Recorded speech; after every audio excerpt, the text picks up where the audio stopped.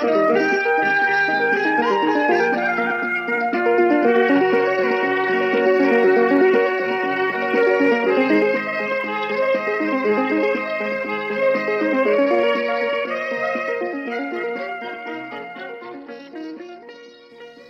বন্ধুরা, শুভ সকাল।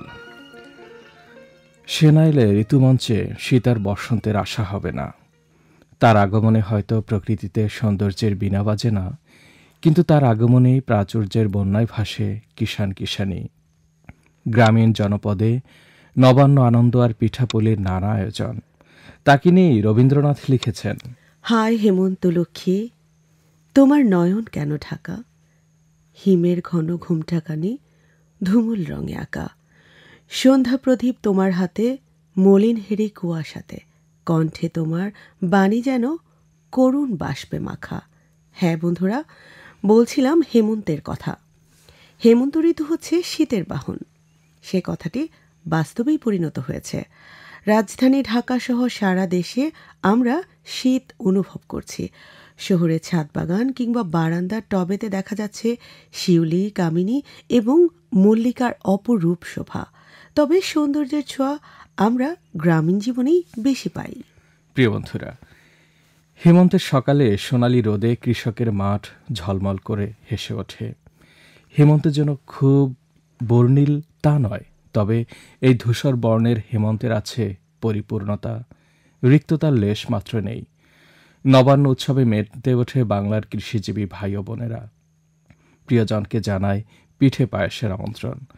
হালকা কুয়াশার পোশাক পরা শান্ত সৌম্য হেমন্তে না খুব শীত না খুব গরম, দারুণ স্বস্তি ফিরে আসে আমাদের দৈনন্দিন জীবনে।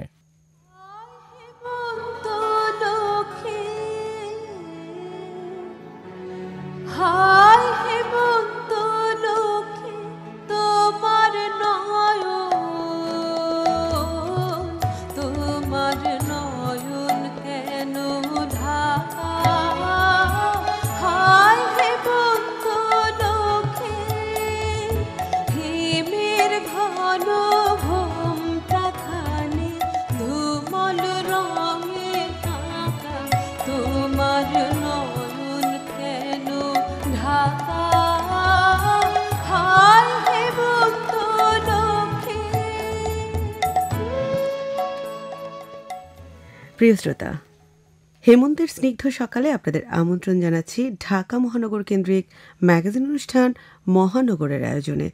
আজকের মহানগর উপস্থাপনায় আছি আমরা দুজন, আমি ইশরাত জাহান নীলা এবং আমি খান নজম ই এলাহি।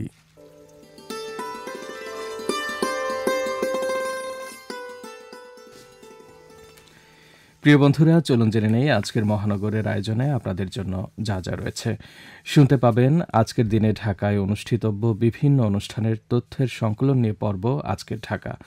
জেগে ওঠা বাংলাদেশ পর্বে শুনতে পাবেন বৈষম্য বিরোধী ছাত্র আন্দোলনে আহতদের সাক্ষাৎকার নিয়ে একটি সাক্ষাৎকারমূলক প্রতিবেদন।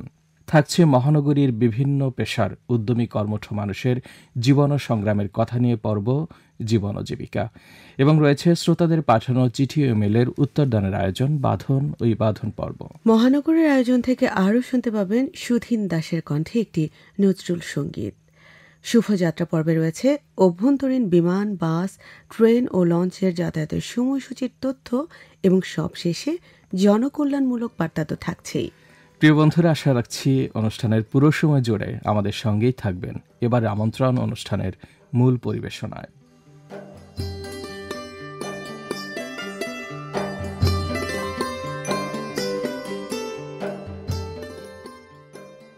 প্রিয় শ্রোতা, আমাদের প্রথম নিবেদন আজকের দিনে ঢাকায় অনুষ্ঠিতব্য বিভিন্ন অনুষ্ঠানের তথ্যের সংকলন নিয়ে পর্ব আজকের ঢাকা। গ্রন্থনায় রয়েছেন সাইফুল ইসলাম এবং পাঠ করছেন খন্দকার নুরুল ইসলাম। শ্রোতা বন্ধুরা, রাজধানী ঢাকায় আজ যে শিল্প সাহিত্য সংস্কৃতি বিষয়ক যেসব অনুষ্ঠান হবে জানিয়ে দিচ্ছি সেগুলোর খবর। সেই সঙ্গে জানিয়ে দিচ্ছি রাজধানীর কোন কোন এলাকার মার্কেটগুলো আজ বন্ধ থাকবে সে সংক্রান্ত তথ্য। রাজধানীর গুলশান 1-এর 7 নম্বর সড়কের 8 নম্বর বাড়িতে অলিয়াস ফ্রসেজে চলছে তরুণ শিল্পীদের আঁকা ছবি নিয়ে প্রকৃতির বৈচিত্র্য শীর্ষক প্রদর্শনী। এ আয়োজক অলিয়াস ফ্রসেজ গুলশান শাখা। প্রদর্শনী চলবে 14 ডিসেম্বর পর্যন্ত। সোমবার থেকে শনিবার সকাল 11টা থেকে রাত 11টা পর্যন্ত এই প্রদর্শনী সবার জন্য উন্মুক্ত থাকবে। বুকের ভেতর দারুণ ঝড়, আজ সৃষ্টি সুখে উল্লাসকর স্লোগানে ঢাকা বিশ্ববিদ্যালয়ের টিএসসি নাটমণ্ডলে চলছে 11 দিনব্যাপী ঢাকা বিশ্ববিদ্যালয় কেন্দ্রিক বার্ষিক নাট্যোৎসব। প্রতিদিন সন্ধ্যে 6:30 শুরু হয় এই নাটক। এই নাট্যোৎসবের আয়োজক বিশ্ববিদ্যালয় থিয়েটার অ্যান্ড পারফরম্যান্স স্টাডিজ বিভাগ। এই আয়োজনে বৈচিত্র্যপূর্ণ নাটক দেখার সুযোগ রয়েছে সব শ্রেণীর দর্শকদের জন্য। 7 জন শিল্পীর আঁকা চিত্রকর্ম নিয়ে ডিসকোয়েটাস শীর্ষক প্রদর্শনী চলছে রাজধানীর লালমাটিয়ার ডি ব্লকের 9-এর 4-এর কলাকেন্দ্রে। প্রদর্শনীর শেষ দিন আজ। খোলা থাকবে বিকেল 4টা থেকে রাত 8টা পর্যন্ত। দেশবরেণ্য চিত্রশিল্পী কাজী আব্দুল বাসেদের 72টি চিত্রকর্ম নিয়ে বৃষ্টিতে রোদের কণা শীর্ষক প্রদর্শনী চলছে ধানমন্ডি 27 নম্বর সড়কের বেঙ্গল শিল্পালয়ের কামরুল হাসান গ্যালারিতে। রোববার ছাড়া বিকেল 4টা থেকে রাত 8টা পর্যন্ত খোলা থাকবে এই প্রদর্শনী। স্বজন প্রিয়জনদের সঙ্গ নিয়ে ঘুরে আসতে পারেন পছন্দের যে কোনো আয়োজনের আগে নাই।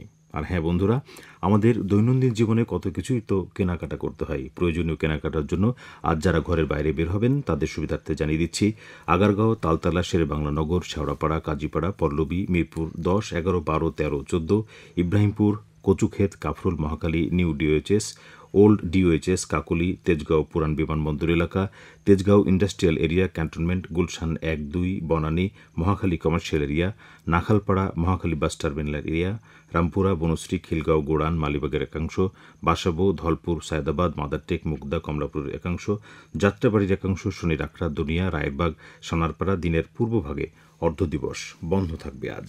সুতরাং পছন্দের কেনাকাটা করতে মার্কেট বন্ধের তালিকাটায় একবার চোখ বুলিয়ে পা রাখুন ঘরের বাইরে। সুপ্রিয় বন্ধুরা, আজকের ঢাকা এ পর্যন্তই।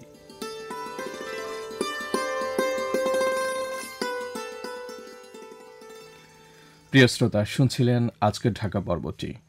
বৈষম্য বিরোধী ছাত্র আন্দোলনের মাধ্যমে আমরা নতুন বাংলাদেশ পেয়েছি। এই স্বৈরাচার বিরোধী আন্দোলনে অনেক প্রাণ ঝরেছে, অনেকে আহত হয়েছেন। যাদের রক্তে রচিত হয়েছে স্বৈরাচার মুক্ত এই নতুন বাংলাদেশ, তাদের প্রতি আমাদের বিনম্র শ্রদ্ধা। প্রিয় বন্ধুরা, 2024-এর জুলাই বিপ্লবে আহত ও শহীদদের স্মরণে জেগে ওঠা বাংলাদেশ পর্বে এখন শুনতে পাবেন বৈষম্য বিরোধী ছাত্র আন্দোলনে আহতদের সাক্ষাৎকার ভিত্তিক পর্ব। সাক্ষাৎকার গ্রহণ করেছেন মামুনুর রশিদ।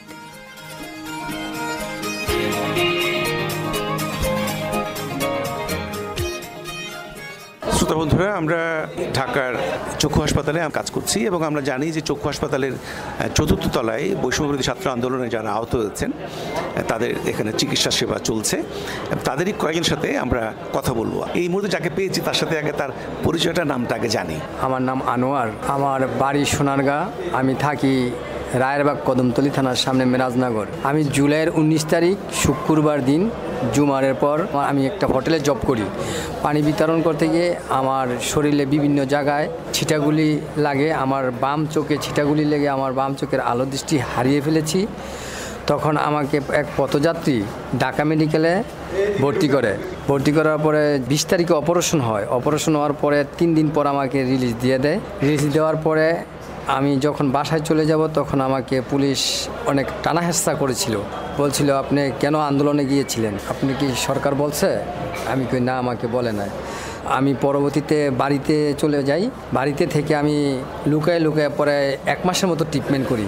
স্বৈরাচার সরকার তখন দেশে ছিল, আমরা অতটা ভালো ট্রিটমেন্ট পাই নাই। তারপরও আমি ফার্মগেট ইসলামিয়া হসপিটাল আসছি, আমাকে ওইখানে অ্যালাউ করে নাই, কয় গুলি খাওয়া আহত রোগীদেরকে এখানে অ্যালাউ না। তো আপনি যখন আহত হলেন আপনার বাড়ির লোকজনকে কখন জানিয়েছেন? জানিয়েছি তখন রাত বাজে প্রায় 12টা, তখন কারফিউ জারি দিয়ে দিছে। তখন আমার পরিবার আর আমার ছেলে মেয়ে আসতে পারে নাই। তখন আমার 2 ছেলে 1 মেয়ে মাদ্রাসায় পড়াশোনা করে। আমার বড় ছেলে হচ্ছে 15 বছর চলে, ছোট ছেলে 10 বছর, মেয়ে 7 বছর, 3 জনই মাদ্রাসায় পড়াশোনা করে। তখন আমার বড় ছেলেকে ছুটি নিয়ে আমার ওয়াইফ সকালবেলা ঢাকা মেডিকেলে চলে আসে। ঢাকা মেডিকেলে এসে আমাকে দেখে আমি ফ্লোরে পড়ে আছি। পরে আইসা এই ডাক্তারের সাথে কথাবার্তা বলে তখন আমাকে অপারেশন থিয়েটারে ঢুকায়। 2500 টাকা আমার অপারেশনের চার্জ নিছে।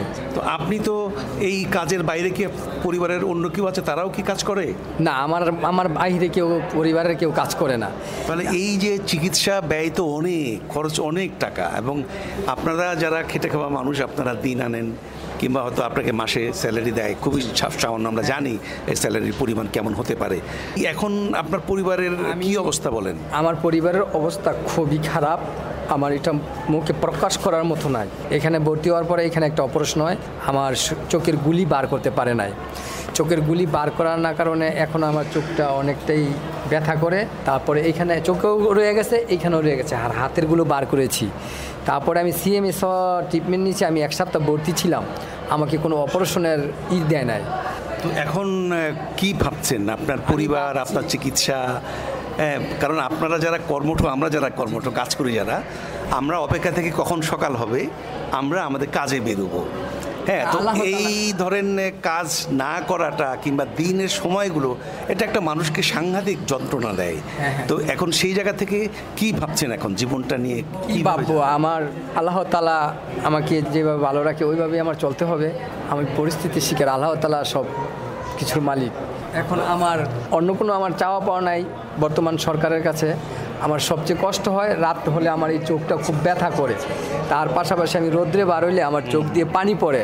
আমার পাশাপাশি এই চোখটা তো আমার সমস্যা দেখা দেয়, আমি খুব ঝামেলা দেখা দেয়, আপনাদেরকে আমি ঠিকমতো দেখতে পাই না, গুলা দেখি। তো আমার একটাই আবেদন আপনাদের কাছে, বাংলাদেশ সরকারের কাছে, আমাদের আহত ভাইদের জন্য ভালো ট্রিটমেন্ট দেন, বা আমাদেরকে বাহিরে পাঠাতে চাইলে পাঠান, আর নয় বাহিরে থেকে ডাক্তার এনে আমাদেরকে সুচিকিৎসা করার ব্যবস্থা করে দেন। শ্রোতা বন্ধুরা, প্রত্যাশা আমাদেরও তাদের যেন তত সুচিকিৎসা বাংলাদেশে হয়। এই সাথেই শেষ হচ্ছে আমাদের আজকের জেগে ওঠা বাংলাদেশ।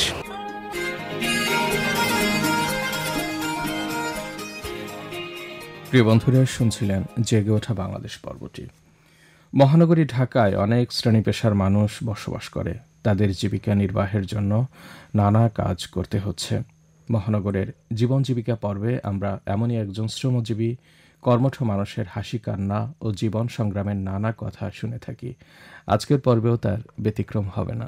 বন্ধুরা, এবারে রয়েছে মহানগরের বিভিন্ন পেশার উদ্যমী কর্মঠ মানুষের জীবন ও সংগ্রামের কথা নিয়ে সাক্ষাৎকার ভিত্তিক পর্ব জীবন জীবিকা। সাক্ষাৎকার গ্রহণ করেছেন মোহাম্মদ জসিমউদ্দিন। প্রিয় বন্ধুরা, আমাদের এই প্রাণের শহর ঢাকা মহানগরীতে ছোট ছোট করে খামার গড়ে উঠেছে, যেটি গরুর খামার আমরা বলি। এই খামারে শ্রমিক হিসেবে কাজ করেন এবং এর মাধ্যমে জীবিকা নির্বাহ করেন এরকম অনেক মানুষ কিন্তু আছেন। আমরা একজনের সাথে আজকে কথা বলবো যিনি খামারে কাজ করেন এবং জীবিকা নির্বাহ করছেন। আপনার নামটি একটু জানতে চাই। আমার নাম আব্দুল হাকিম। আপনার বাড়ি কোথায়? আমার বাড়ি ভোলা। এই খামারটি সম্পর্কে একটু বলেন, এই খামারে কি কি পশু আছে? খামারে খালি গরুই আছে, আর কিছু নেই। গরু কতগুলো গরু আছে? 22টা। আপনি খামারে কত বছর ধরে কাজ করেন? 3 মাস। এর আগে কি করতেন?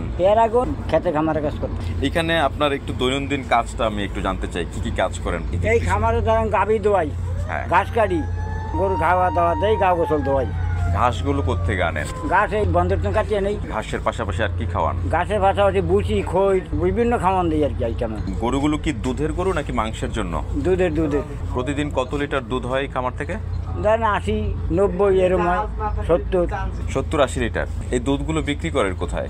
দুধগুলো বিভিন্ন মানুষে নেয়, বাসা বাড়িতে দেয়, বাসা বাড়িতে বাচ্চাগুলো খাওয়ান লিগে নেয়। আপনাকে কিরকম বেতন দেয় একটু আমাদেরকে বলবেন, ধারণা দিবেন? আমার বেতন তো 18,000। 18,000। 18,000 খাওয়া নিজের। খাওয়া নিজের? থাকাও নিজের। থাকা নিজের। তো এখানে থাকছেন কোথায়? ওই মালিকের রুমেই থাই। ওখানে ভাড়া দিতে হয় আলাদা করে? জি। কত ভাড়া দিতে হয়? ভাড়া তো আমার তো কম নয়, 2200 টাকা, 2000 রুম নেই। আর খাওয়াই কেমন খরচ যায়?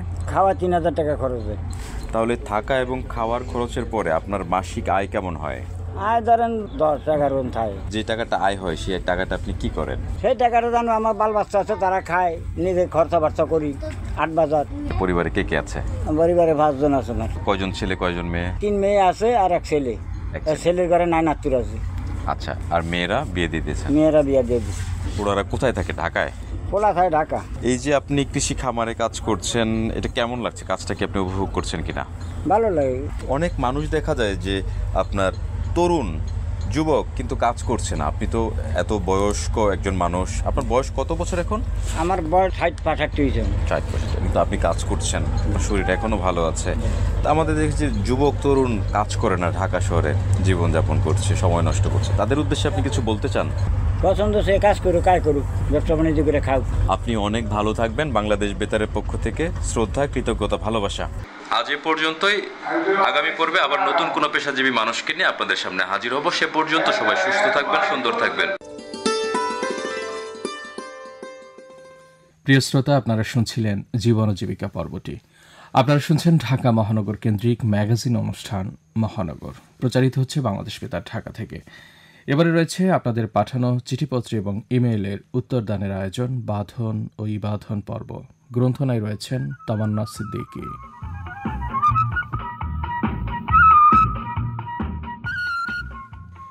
প্রিয় শ্রোতা, আমরা সকলে ভালো থাকার প্রত্যাশা করি, কিন্তু এর জন্য যে আমাদের চারপাশকেও ভালো রাখতে হবে তা আমরা অনেকেই ভুলে যাই। এই যেমন আপনি যেখানে বাস করছেন সেই ঘর বা বাড়ি যেমন পরিষ্কার রাখা দরকার, তেমনি সেই ঘর বাড়ির বাইরের চারপাশটাও কিন্তু পরিষ্কার রাখা দরকার। অনেক সময় আমাদের মাঝে অনেকে ঘর বাড়ির ভেতর পরিষ্কার রাখতে যে বাইরেটা অপরিষ্কার করে ফেলি। আমাদের মাঝেই অনেককে দেখা যায় ঘরের ময়লা আবর্জনাগুলো জানালা দিয়ে বাইরে ফেলে দিচ্ছি।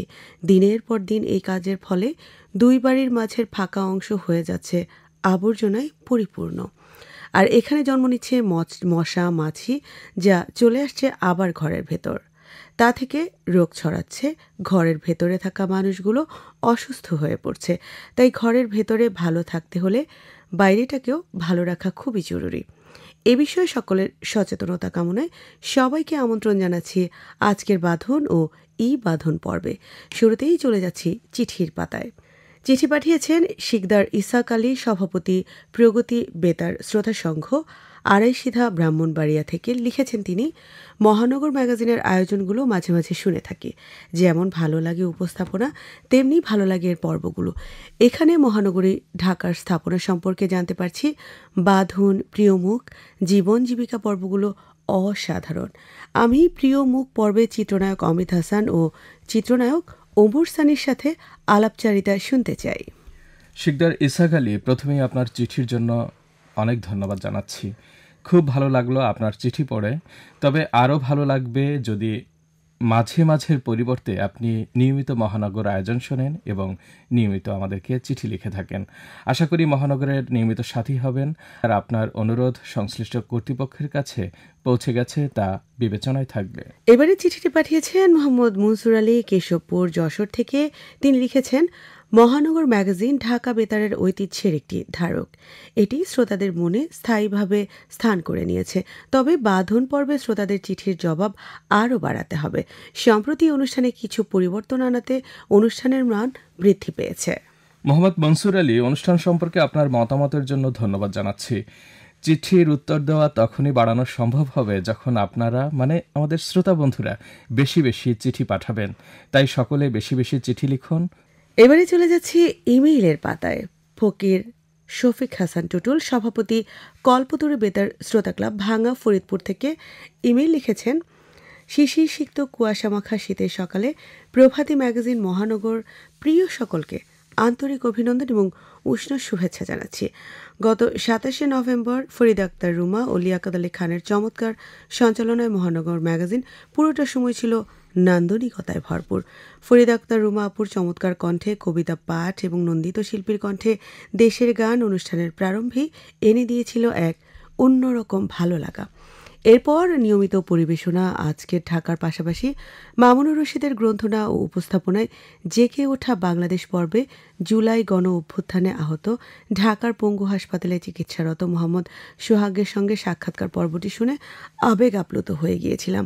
ভাইটি দ্রুত সুস্থ হয়ে উঠুক এমন শুভকামনা আমিও করছি। এরপর স্বনামধন্য উপস্থাপক আহসান হাবিব বাপ্পির সঞ্চালনায় প্রিয় মুখ পর্বে জনপ্রিয় অভিনয়শিল্পী তানিয়া আহমেদের সঙ্গে সাক্ষাৎকারটি চমৎকার লেগেছে। এই পর্বে আমি বিভিন্ন তারকাকে নিয়ে নতুন সাক্ষাৎকার পর্ব প্রচার করার বিনীত অনুরোধ করছি। নগর সংস্কৃতি পর্বে 70 দশকের বাংলা গান নিয়ে বিস্তারিত বিবরণটি বেশ ভালো লেগেছে। আয়োজনের শেষ লগ্নে শুভযাত্রা পর্বে ঢাকা থেকে বিভিন্ন গন্তব্যে ছেড়ে যাওয়া ট্রেনের সময়সূচি নিয়ে বিশেষ প্রতিবেদনটি শুনে মহানগরবাসীর অনেকেই উপকৃত হয়েছে আশা করছি। শুভযাত্রা পর্বটি আজকের ঢাকা পর্ব প্রচারের পরে প্রচার করার জন্য বিনীত অনুরোধ রইল।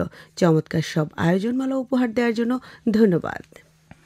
ফকির শফিক হাসান টুটুল, আপনাকেও ধন্যবাদ আপনার গঠনমূলক মতামত সহ ভালো লাগার কথাগুলো চমৎকারভাবে লিখে জানার জন্য। আপনার মতামত ও অনুরোধ সংশ্লিষ্ট কর্তৃপক্ষের বিবেচনায় থাকবে। ধন্যবাদ লেখার জন্য।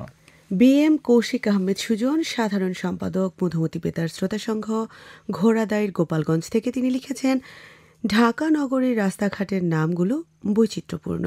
18 নভেম্বর 52 বাজার 53 গলি পর্বে আমিরগঞ্জের নামকরণ ও বিভিন্ন তথ্য জেনে ভালো লেগেছে। 19 নভেম্বর বিশ্ব শৌচাগার দিবস উপলক্ষে প্রাসঙ্গিক অনেক তথ্য জেনেছি। বিশ্বব্যাপী স্যানিটেশন সংকট মোকাবিলায় পদক্ষেপ নিতে অনুপ্রাণিত করার জন্য জাতিসংঘ কর্তৃক আনুষ্ঠানিকভাবে আন্তর্জাতিক এই দিবসটি গুরুত্বপূর্ণ ভূমিকা রাখছে বলে মনে করি। এছাড়া স্বপ্নের আগামী পর্বে নারী উদ্যোক্তা ফারজানা বাতেনের সাক্ষাৎকার ভালো লেগেছে। অর্থনৈতিক কর্মকাণ্ডে নারীদের অংশগ্রহণে মজবুত হচ্ছে বাংলাদেশের অর্থনীতির চাকা। নারী উদ্যোক্তার মাধ্যমে নারীদের কর্মক্ষেত্র যেমন তৈরি হচ্ছে, তেমনি সংসারে নারীদের সমৃদ্ধি ও সক্ষমতা বৃদ্ধি পাচ্ছে বলে মনে করি। BM কৌশিক আহমেদ সুজন, আপনার মতামতের সাথে আমরাও একমত। নারীদের এই উন্নয়ন অগ্রগতি চলমান, এই ধারাকে আরও ত্বরান্বিত করতে আমাদের সকলেরই এ বিষয়ে সচেতন হতে হবে। আন্তরিক ধন্যবাদ আপনার চমৎকার ইমেইলের জন্য। নার্গিস আক্তার, সদস্য আপন বেতার শ্রোতা সংঘ, জিয়নপুর, মানিকগঞ্জ থেকে তিনি লিখেছেন, প্রতিদিন ভোরে উঠেই মহানগর শুনি, একদিনও মিস করি না। জেগে ওঠা বাংলাদেশ পর্বটি চমৎকার লাগছে। স্বপ্নের আগামী পর্বে নারীর ক্ষমতায়ন নিয়ে আলোচনা দারুণ লাগে। এই পর্ব শুনে উৎসাহ পাই নিজেকে নতুন করে ঢেলে সাজানোর। এ পর্বে পাটজাত উপকরণ নিয়ে কাজ করা নারী উদ্যোক্তার সাক্ষাৎকার শুনতে চাই, যাতে পাট দিয়ে বানানো নানাবিধ কারুশিল্প সম্পর্কে সম্যক ধারণা পেতে পারি। আর জনসাধারণের জন্য উপকারমূলক পর্ব শুভযাত্রা তো আছেই। এছাড়া মহানগরের প্রিয় অভিনেতা আবুল হায়াতের ও অভিনেতা ইলিয়াস কাঞ্চনের সাক্ষাৎকার শুনতে চাই। নার্গিস আক্তার, আপনার ইমেলটি পড়ে সত্যি খুব ভালো লাগলো। আমাদের আয়োজনগুলো তথ্য বিনোদনের জন্য, আর যে শিক্ষণীয় বিষয় রয়েছে তা আপনি খুঁজেছেন, সেটি আমাদের আরও বেশি তৃপ্তি দিয়েছে। আর আপনি আমাদের স্বপ্নের আগামী পর্ব শুনে আপনি যে নিজেকে নতুন করে সাজানোর উৎসাহ পান, তা জেনে আসলেই ভালো লাগলো। আশা করছি এভাবে অন্যরাও অনুপ্রাণিত হবেন। ইমেলের জন্য ধন্যবাদ আপনাকে। নিয়মিত লিখবেন। মোহাম্মদ রাসেল শেখ, শিবালয়, মানিকগঞ্জ থেকে তিনি লিখেছেন, মহানগর থেকে প্রচারিত নতুন একটি পর্ব ছিল 52 বাজার 53 গলি, কিন্তু 2রা ডিসেম্বরের আয়োজনে এই পর্বটি শুনতে পেলাম না। তাহলে পর্বটি কি বাদ দেওয়া হয়েছে? যদি বাদ দেওয়া হয়ে থাকে তাহলে পর্বটি পুনরায় চালু করার অনুরোধ জানাচ্ছি। মোহাম্মদ রাসেল শেখ, না, পর্বটি বাদ দেওয়া হয়নি, প্রচার দিনটা পাল্টে গেছে। প্রতি মঙ্গলবারের আয়োজনে পর্বটি প্রচার হচ্ছে এ মাস থেকেই। আগামীকালের আয়োজনে আপনি পর্বটি শুনতে পাবেন। আপনি মহানগরের সঙ্গেই থাকবেন আশা রাখছি। বাঁধন থেকে আগের মতো করে কুইজ চালু করার ও শীতের কাপড় বিক্রেতার সাক্ষাৎকার প্রচারের অনুরোধ জানিয়ে মেল করেছেন শ্রী দীপক চক্রবর্তী, ধুমধারাক্কা বেতার শ্রোতা ক্লাবের সভাপতি, দেবীগঞ্জ, পঞ্চগড় থেকে। মোহাম্মদ আব্দুর রহমান, সভাপতি, ধূমপান মুক্ত বেতার শ্রোতা ক্লাব, পাংশা, রাজবাড়ী থেকে নায়করাজ এর সাক্ষাৎকার প্রচারের অনুরোধ করেছেন। এছাড়াও মেইল করেছেন আফিয়া খানম জুলি ও ফয়সাল আহমেদ শিপন, ঘোড়াদাইর, গোপালগঞ্জ থেকে। প্রিয় বন্ধুরা, আপনাদের সবাইকে অসংখ্য ধন্যবাদ জানাচ্ছি। আপনাদের অনুরোধ ও মতামত সংশ্লিষ্ট কর্তৃপক্ষকে জানিয়ে দেওয়া হয়েছে, সেগুলো অবশ্যই বিবেচনায় থাকবে। আপনারা সবাই নিয়মিত লিখবেন। এই ছিল আজকের বাঁধন ও ই বাঁধনের আয়োজন। আগামী সপ্তাহে আবারও কথা হবে আপনাদেরই পাঠানো কথামালা নিয়ে। আর তার জন্য লিখতে থাকুন আমাদের ঠিকানায়। আমাদের কাছে চিঠি লেখার ঠিকানাটি হচ্ছে প্রযোজক মহানগর, প্রযুক্তি পরিচালক বাংলাদেশ বেতার, শেরেবাংলানগর, আগারগাঁও, ঢাকা। আর বন্ধুরা, আপনারা কিন্তু আমাদের কাছে ইমেল করতে পারেন mohanogorbb@gmail.com এই ইমেল ঠিকানায়। ইমেলের ক্ষেত্রে অবশ্যই বিষয়ের ঘরে ই বাঁধন ও চিঠির ক্ষেত্রে খামের উপরে বাঁধন পর্ব লিখতে ভুলবেন না। আপনাদের প্রাসঙ্গিক ও গঠনমূলক মতামত আমাদের একান্ত কাম্য। আপনাদের লেখাগুলো পাবার অপেক্ষায় আজ বিদায় নিচ্ছি বাঁধন ও ই বাঁধন পর্ব থেকে।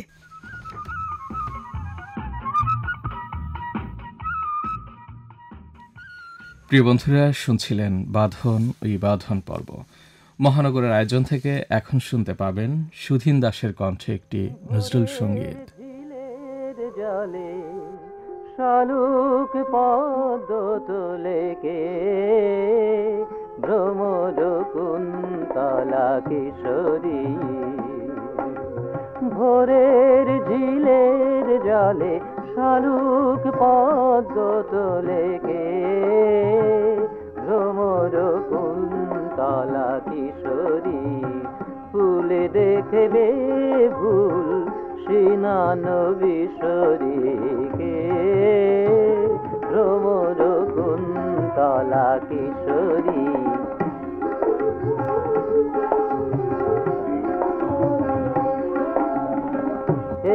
কি নূতন লীলা আঁখিতে দেখি ভুল কমল ফুল যেন তোলে কমল ফুল কি নূতন লীলা আঁখিতে দেখি ভুল কমল ফুল যেন তোলে কমল ফুল ভাষায় আকাশ গাঙ্গে অরুণ গাগরিকে ভ্রমর কুন্তলা কিশোরী ভোরের ঝিলের জলে শালুক পদ্ম তোলে গে ভ্রমর কুন্তলা কিশোরী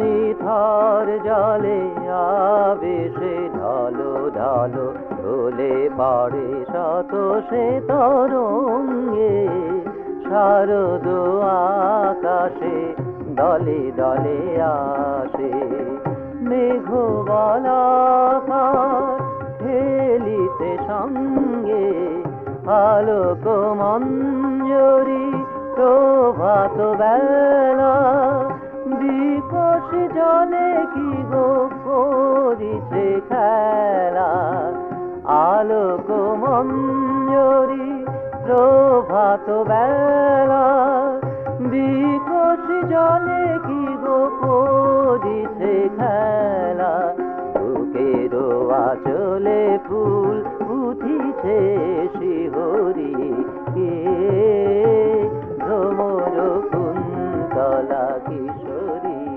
ভোরের ঝিলের জলে শালুক পদ্ম তোলে কে।